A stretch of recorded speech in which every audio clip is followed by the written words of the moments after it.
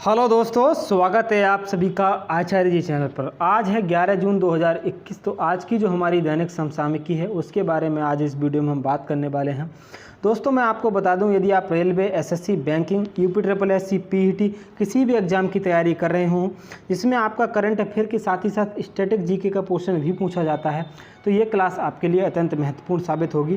तो इस क्लास को आप पूरा अंत तक लीजिएगा। इसमें पूरा करंट अफेयर ही नहीं, करंट अफेयर के साथ ही साथ जो आपका स्टैटिक जीके होता है, मेन स्टैटिक जीके जो होता है उसको भी हम कवर करते हैं। साथ ही साथ जो पिछला हमारा करंट अफेयर जो मैंने पिछली क्लासों में आपको कराया है उसको भी जो है आपको इस क्लास में जो है कवर किया जाता है। तो आप जो है कॉपी पेन उठा लेकर के बैठ जाइएगा। पूरी क्लास को जो है आपको नोट करना है, पूरी क्लास को जो है आपको देखना है। आइए चलिए शुरुआत करेंगे आज के पहले क्वेश्चन के साथ। पहला क्वेश्चन है हमारा, हाल ही में असम राज्य का 7वां राष्ट्रीय उद्यान किसे घोषित किया गया? मैंने एक दो दिन पहले ही आपको बताया था कि असम में 6ठा नेशनल पार्क जो है घोषित किया गया था, लेकिन अब जो है 7वां नेशनल पार्क जो है घोषित किया गया है। तो ये जो है 7वां नेशनल पार्क कौन सा है वो मैं यदि आपको बता दूं तो देहिंग पटकाई जो नेशनल पार्क है वो असम का 7वां नेशनल पार्क बना है, ध्यान रखिएगा। असम में पहले से नेशनल पार्क कितने थे उनके बारे में यदि आपको बता दूं तो ध्यान से सुनिएगा। अभी तक जो है असम में 5 नेशनल पार्क थे।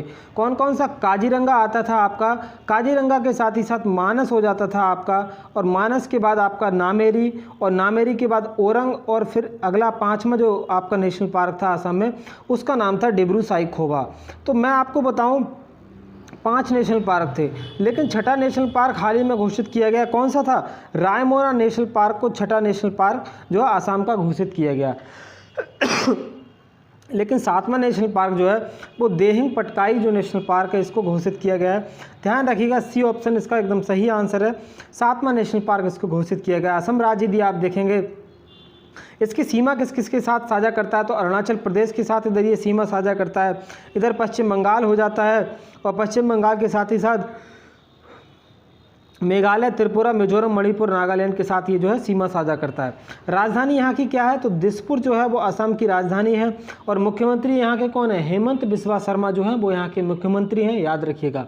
और इसके अलावा गवर्नर, इनको अभी हाल ही में मुख्यमंत्री चुने गए थे हेमंत बिस्वा शर्मा। इनको शपथ किसने दिलाई थी?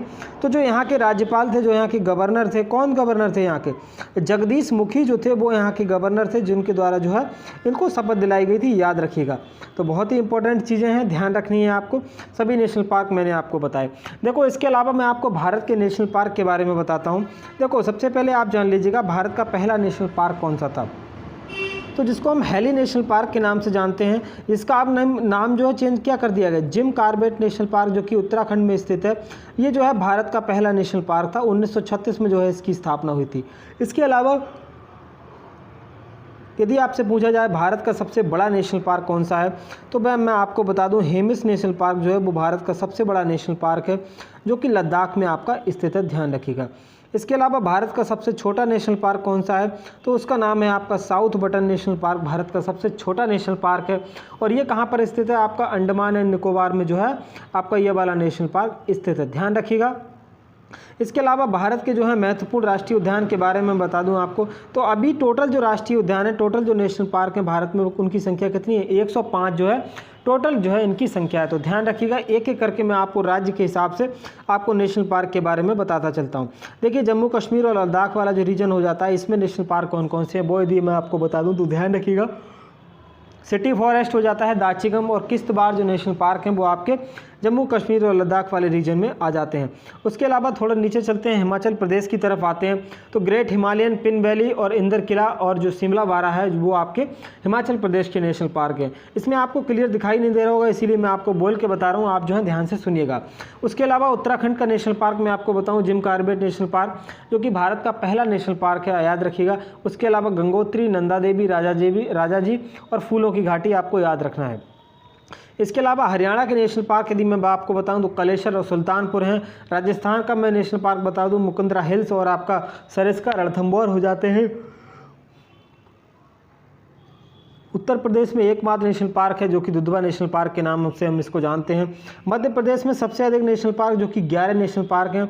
उसके अलावा दूसरे नंबर पर 9 national park Andaman and Nicobar में हैं, और तीसरे नंबर पर असम आ चुका है जिसमें 7 नेशनल पार्क हैं, याद रखिएगा।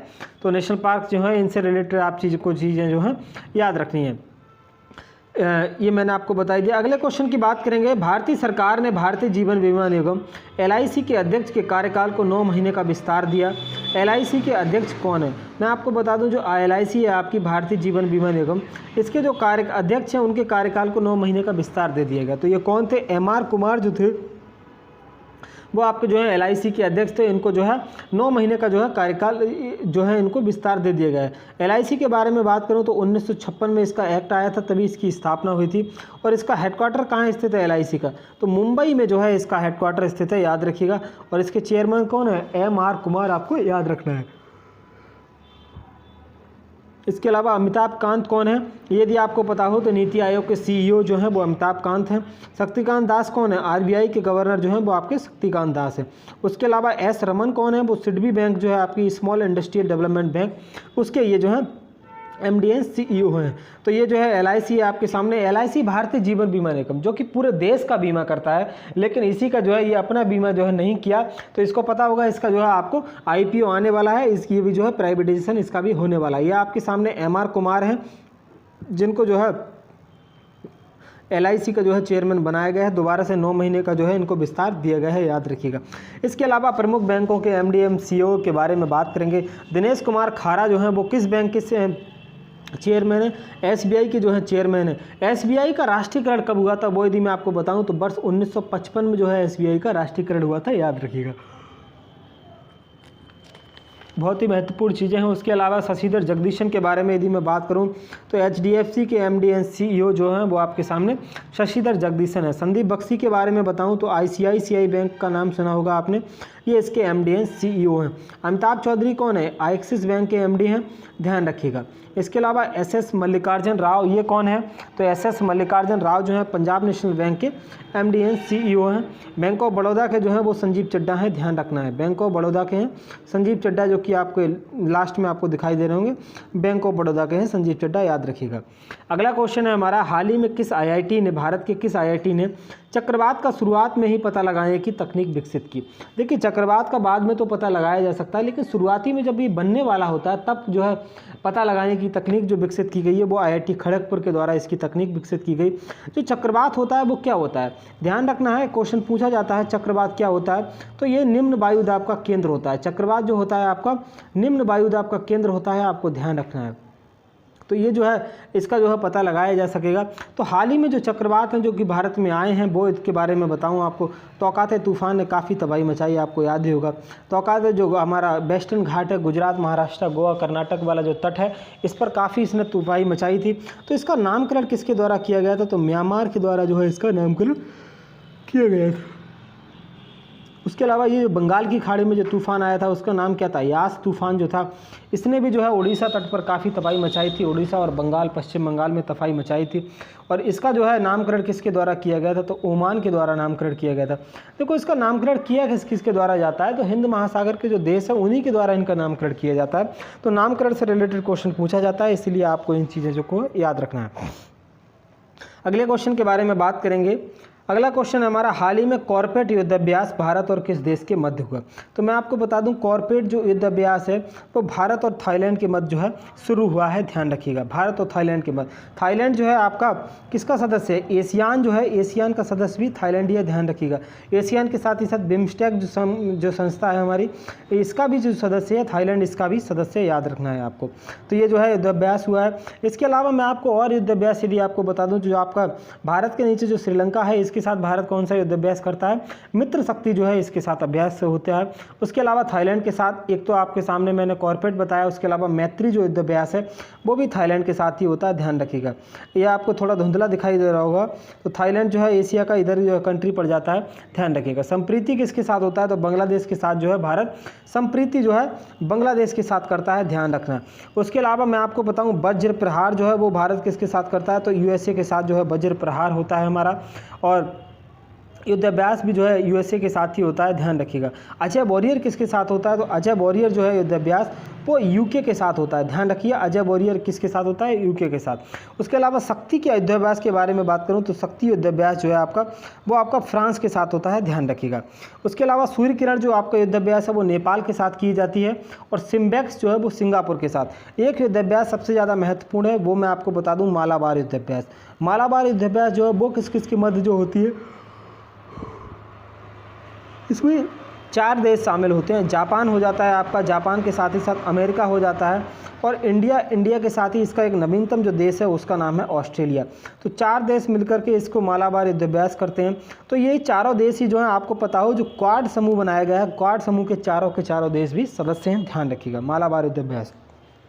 नेक्स्ट क्वेश्चन है हमारा, हाल ही में जारी ग्लोबल लिविबिलिटी इंडेक्स के अनुसार पहले स्थान पर कौन है? तो रहने के हिसाब से पहला जो स्थान पर कौन सा शहर है वो यदि मैं आपको बता दूं तो न्यूजीलैंड का जो ऑकलैंड शहर है वो जो है नंबर 1 पे रहा है, ध्यान रखिएगा। इसका जारी जो है ये इंडेक्स जारी करता कौन है? तो वो मैं आपको बता दूँ, इकोनॉमिक्स इंटेलिजेंस यूनिट जो है लंदन का संस्थान है, उसके द्वारा इस इंडेक्स को जो है जारी किया जाता है। तो ऑकलैंड जो है वो नंबर 1 पे है, और नंबर 2 पर कौन है? जो जापान की जो सिटी है ओसाका जो है वो नंबर 2 पर है।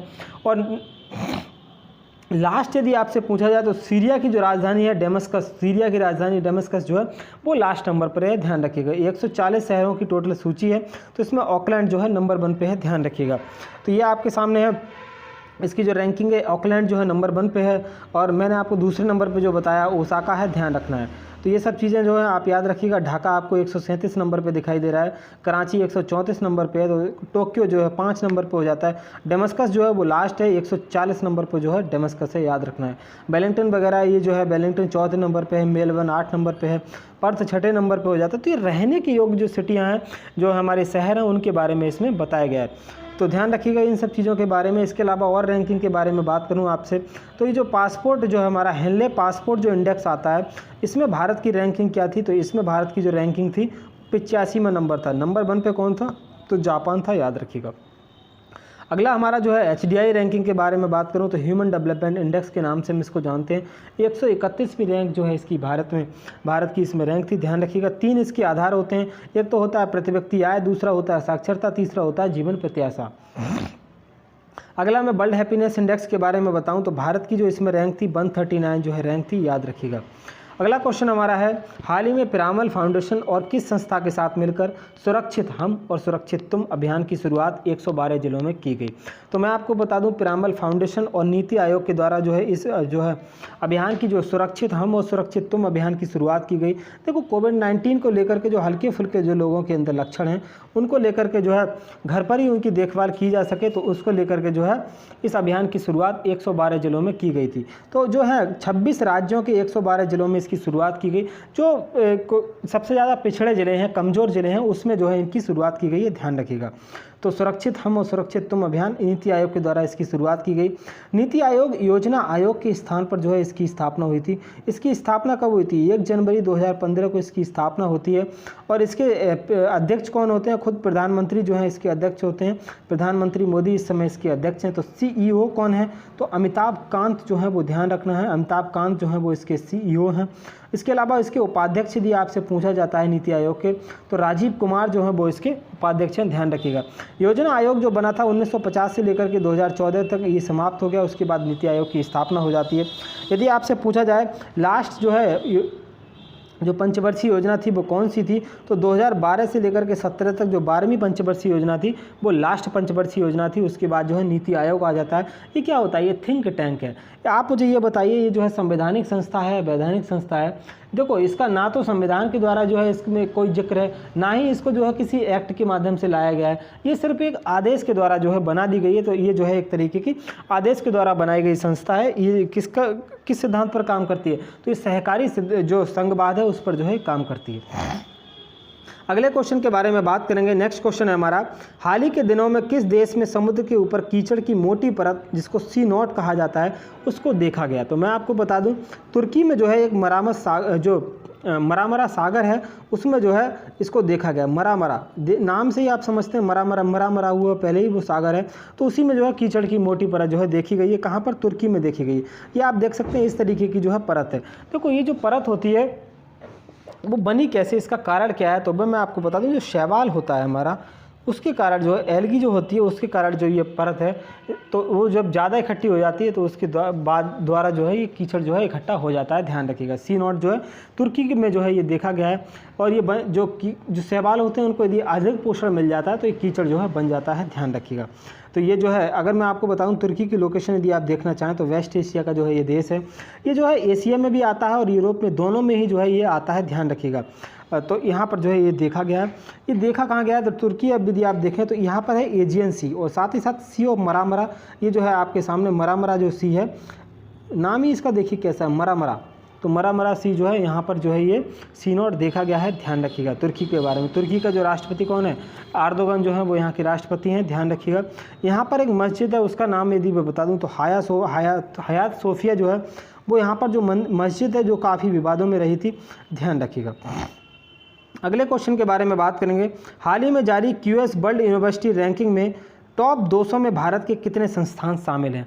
मैं आपको बता दूं, जो QS वर्ल्ड यूनिवर्सिटी रैंकिंग होती है इसमें भारत के कितने संस्थान शामिल हैं, तो टॉप 200 में तो 3 संस्थान शामिल हैं।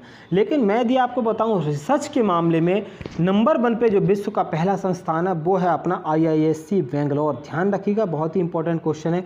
क्वेश्चन यही पूछा जाएगा कि जो रिसर्च के मामले में जो है कौन सा नंबर 1 पे है, तो IISc बेंगलोर जो है वो रिसर्च के मामले में जो है नंबर 1 पे है। ये चीज़ आपको ध्यान रखनी है। तो टॉप 200 में भारत के कितने संस्थान शामिल हैं, 3 संस्थान शामिल हैं, ध्यान रखिएगा। IISc बेंगलोर जो है वो आपका रिसर्च के मामले में जो है नंबर 1 पे है, याद रखना है। अब इसमें टॉप के बारे में यदि बताऊं तो 177वें नंबर पे है आपका IIT बॉम्बे, ध्यान रखिएगा। IIT बॉम्बे को 177वां स्थान मिला है। 185वें नंबर पर IIT दिल्ली है। ये वर्ल्ड वाइज की बात कर रहा हूँ। 186वें नंबर पर जो है आपका IISc बेंगलोर है। तो 3 संस्थान जो हैं वो भारत के जो है टॉप 200 में शामिल हैं, याद रखिएगा। 3 यूनिवर्सिटी हैं, और नंबर 1 पे कौन है, वो मैसाचुसेट्स इंस्टीट्यूट ऑफ टेक्नोलॉजी जो कि USA में है, MIT इंस्टीट्यूट। ये MIT यूनिवर्सिटी ये जो है नंबर 1 पे शामिल है, ध्यान रखिएगा। तो ये जो है इन चीज़ों को जो है आप ध्यान रखना है। अगला क्वेश्चन हमारा क्या है, हाल ही में किस देश ने क्रिप्टो करेंसी बिटकॉइन को देश की वैध मुद्रा जो है घोषित किया। तो जो क्रिप्टो करेंसी बिटकॉइन है इसको देश की वैध मुद्रा जो है घोषित किया गया है। कहाँ के द्वारा, अल सल्वाडोर के द्वारा जो है इसको वैध मुद्रा जो है घोषित किया गया है, लीगल करेंसी के रूप में घोषित किया गया है। देखो बिटकॉइन जो है, बिटकॉइन एक ऐसी करेंसी है जिस पर जो है किसी का भी कंट्रोल नहीं है, तो इसको कंट्रोल करने वाला कोई नहीं है, इसीलिए इस पर जो है ज़्यादा भरोसा नहीं किया जा सकता है। तो RBI ने भारत में पहले ही इस पर रोक लगा रखी है, लेकिन अल सल्वाडोर ने क्या कहा है कि इसको जो है लीगल करेंसी के रूप में जो है इसको घोषित किया है। देखो बिटकॉइन जो है इसकी स्थापना कब हुई थी, तो वर्ष 2009 में इसकी स्थापना होती है। सातोशी नाकामोतो जो हैं वो इसके जो हैं उनके द्वारा जो है इसको बनाया गया था। सातोशी नाकामोतो ये जापान के हैं, इनके द्वारा जो है ये क्रिप्टो करेंसी जो है बनाई गई थी। अल सल्वाडोर ये जो है इसने जो है इसको वैध मुद्रा जो है घोषित किया है। सातोशी नाकामोतो जो है वो बिटकॉइन के जनक थे, ध्यान रखिएगा। देखो बिटकॉइन में हाल ही में जो है कीमत में काफ़ी गिरावट आई, उसका कारण क्या है, जो SpaceX कंपनी के मालिक हैं एलन मस्क, इन्होंने मना कर दिया कि हम जो है बिटकॉइन के रूप में जो है हम पेमेंट को स्वीकार नहीं करेंगे। साथ ही साथ चाइना ने भी जो है इस पर प्रतिबंध लगा दिया कि ये भी जो है इसको यूज नहीं करेगा। इस कारण जो है बिटकॉइन में काफ़ी कमी देखी गई, ध्यान रखिएगा। तो ये बिटकॉइन जो है आप देख सकते हैं स्ट्रीट वेंडर, ये जो है शॉप वगैरह पे आप दिखाई दे रहा है QR कोड के रूप में। तो अल सल्वाडोर जो है वहाँ पर इसको जो है अनुमति दे दी गई है, वहाँ पर जो है यूज होगी। देखो अल सल्वाडोर के बारे में बताऊँ, जो आपके सामने नॉर्थ अमेरिका और साउथ अमेरिका के मध्य जो आपका जो मिड अमेरिका है वहाँ पर जो है ये अल सल्वाडोर जो है आता है। तो अल सल्वाडोर की लोकेशन आप देख सकते हैं, ये जो है आपके सामने अल सल्वाडोर देश है, ध्यान रखिएगा। इसके अलावा मैं आपको इसको और जूम करके दिखाऊं तो ये आपके सामने अल सल्वाडोर हो जाता है नॉर्थ अमेरिका के नीचे। मिड अमेरिका जो है सेंट्रल अमेरिका जो हो जाता है आपका, उसका ये जो है पार्ट है, ध्यान रखिएगा। अगला क्वेश्चन है हमारा, हाल ही में द टाइम्स द्वारा जारी वर्ष 2020 के 50 मोस्ट डिजायरेबल मैन और वुमेन की सूची में कौन शीर्ष स्थान पर है। मैं आपको बता दूं टाइम्स के द्वारा जो है 2020 के 50 मोस्ट डिजायरेबल मैन और वुमेन की जो है सूची जारी की गई। तो उसमें नंबर 1 पे जो है मैन में तो सुशांत सिंह राजपूत है, और आप विश्वास नहीं करेंगे वुमेन में रिया चक्रवर्ती नंबर 1 पे आ गई हैं। तो डी ऑप्शन, ए और बी दोनों सही आंसर हैं। सुशांत सिंह राजपूत तो समझ में आते हैं, लेकिन रिया चक्रवर्ती का क्या मसला है ये समझ में नहीं आता है। ये जो मोस्ट डिजायरेबल वुमेन जो है वर्ष 2020 की चुनी गई हैं, आप समझिएगा। इसके अलावा time person of the year 2020 का किसको चुना गया था? तो जो बाइडेन साहब जो हैं अमेरिका के 46वें राष्ट्रपति जो कि बने हाल ही में 46वें राष्ट्रपति। अमेरिका में राष्ट्रपति शपथ कब लेता है? तो वो मैं आपको बता दूं 20 जनवरी को अमेरिका के राष्ट्रपति शपथ लेते हैं। तो 46वें राष्ट्रपति बने अमेरिका के जो बाइडेन साहब। उसके साथ ही साथ यहाँ की जो उपराष्ट्रपति हैं कमला हैरिस, वो कौन से नंबर की उपराष्ट्रपति हैं? 49वें नंबर की उपराष्ट्रपति हैं। तो वो जो है time person of the year 2020 चुनी गई थी, ध्यान रखिएगा, दोनों लोगों को चुना गया था। उसके अलावा time kid of the year के बारे में बात करूं तो गीतांजलि राव जो हैं उनको time kid of the year चुना गया था 2020 के लिए। उसके अलावा time person of the year 2019 के लिए किसको चुना गया था? तो ग्रेटा थनबर्ग जो हैं स्वीडन की जो जलवायु परिवर्तन कार्यकर्ता हैं उनको जो है इसमें नियुक्त किया गया था, चुना गया था, ध्यान रखना है इन चीज़ों को आपको। अगला क्वेश्चन है हमारा, हाल ही में किस राज्य सरकार ने भारत रत्न और पद्म पुरस्कारों की तर्ज पर पुरस्कार देने की घोषणा की? देखो इन्होंने क्या किया है, भारत रत्न और पद्म पुरस्कार जो दिए जाते हैं उसी की तर्ज पर इन्होंने घोषणा की है कि हम जो है असोम रत्न देंगे। मतलब अगर पद्म विभूषण दिया जाएगा तो हम असोम भूषण देंगे, असोम विभूषण देंगे, असम भूषण देंगे, असोम श्री देंगे। तो भारत रत्न के स्थान पर जो है इनको शुरू किया गया है। असोम रत्न में कितना जो है इनाम दिया जाएगा? तो जो इनामी राशि होगी वो 5 लाख होने वाली है, और असोम विभूषण में जो है वो 3 लाख दिया जाएगा, असोम भूषण में जो है वो 2 लाख की राशि दी जाएगी। तो किसके द्वारा शुरू किया गया? असम राज्य सरकार के द्वारा शुरू किया गया है। असम के बारे में कुछ बातें आप जान लीजिएगा। असम की राजधानी कहाँ है? दिसपुर, कुछ दिन पहले भी मैंने आपको बताई थी। यहाँ के मुख्यमंत्री कौन है? वो आपके सामने दिखाई दे रहे होंगे। कौन है ये? हेमंत बिस्वा शर्मा जो है वो आपके सामने आसाम के जो हैं मुख्यमंत्री हैं, ध्यान रखिएगा। हाल ही में नियुक्त हुए हैं, नए जो हैं असम में नई जो है सरकार बनी, तो असम के नए मुख्यमंत्री कौन है? हेमंत बिस्वा शर्मा, ध्यान रखिएगा। नेशनल पार्क अभी जो है मैंने बताया था काजीरंगा, मानस, नामेरी, औरंग और डिब्रू साइखोवा, 5 जो है यहाँ पर नेशनल पार्क हैं, और 6 और 7वां नेशनल पार्क भी बने हैं। कौन कौन से? रायमोना और देहंग पटकाई नेशनल पार्क जो है आपको, ये जो है 7 नेशनल पार्क हैं असम में, सातों के सातों को आपको याद रखना है, ध्यान रखिएगा। देखो भारत में पद्म अवार्ड की शुरुआत कब से होती है वो यदि मैं आपको बताऊं तो 1954 से जो है पद्म अवार्ड्स की शुरुआत हो जाती है। सबसे सर्वोच्च जो सम्मान है भारत का वो है भारत रत्न, उसके बाद पद्म विभूषण आता है, फिर पद्म भूषण और पद्म श्री, भारत के सर्वोच्च सम्मान है ये। देखो उपाधियों का अंत भारतीय संविधान के किस अनुच्छेद में लिखा गया है? तो आर्टिकल 18 जो है भारतीय संविधान का वो ये कहता है कि उपाधियों का जो है अंत होना चाहिए। तो मतलब आप उपाधियों का जो है यूज नहीं कर सकते। मान लीजिए किसी भी व्यक्ति को भारत रत्न दे दिया गया है तो वो अपने नाम के, मान लीजिए एक्स व्यक्ति है तो कोई अपने नाम के आगे जो है अपने भारत रत्न को यूज नहीं कर सकता है, उपाधि जो है नहीं ले सकता है। पहले क्या होता था, जैसे रविंद्रनाथ टैगोर है तो उनको जो है नाइटहुड की उपाधि दी गई थी, किसी को राय बहादुर, किसी को कैसर हिंद, किसी को सुल्तान, किसी को मुल्तान, किसी को कुछ, ये अलाना फलाना जो है दे दिया जाता था। लेकिन अब जो है उपाधियों का अंत कर दिया गया है, किस संविधान के अनुच्छेद के द्वारा? अनुच्छेद 18 में लिखा गया है। देखो वर्ष 2019 का भारत रत्न अवार्ड जो है किन लोगों को दिया गया था? 3 लोगों को देखा गया था। भारत के पूर्व राष्ट्रपति प्रणब मुखर्जी, साथ ही साथ नानाजी देशमुख और जो है भूपेन हजारिका, इन 3 लोगों को जो है भारत रत्न 2019 का दिया गया था, याद रखिएगा। उसके अलावा पद्म विभूषण मैं आपको बता दूं वर्ष 2021 का बहुत ही इंपॉर्टेंट है, याद रखना है आपको। शिंजो आबे जो कि जापान के पूर्व प्रधानमंत्री हैं, इनको दिया गया। साथ ही साथ एसपी बाला सुब्रमण्यम तमिलनाडु के हैं, मरणोपरांत इनको मिला। उसके अलावा डॉक्टर बेल्ले मुनप्पा हेगड़े, मेडिसिन के क्षेत्र में इनको पद्म विभूषण मिला था। उसके अलावा 4 नाम और आप याद रखिएगा, नरेंद्र सिंह कृपानी, ये जो है ऑप्टिकल फाइबर के जनक, इनको दिया गया है। साथ ही साथ मौलाना वहीदुद्दीन खान, ये जो है आध्यात्म से रिलेटेड थे, इनका हाल ही में निधन हुआ था, ध्यान रखिएगा, बहुत इंपॉर्टेंट है। ब्रजबासी लाल, बीबी लाल दिल्ली के हैं, इनको भी पद्म विभूषण दिया गया था। सुदर्शन साहू को भी पद्म विभूषण दिया गया था। 7 लोगों को जो है पद्म विभूषण अवार्ड से सम्मानित किया गया। आज के हम टॉपिक ऑफ द डे के बारे में बात करेंगे, कंपनी के अधीन गवर्नर जनरल के बारे में बात कर रहे थे।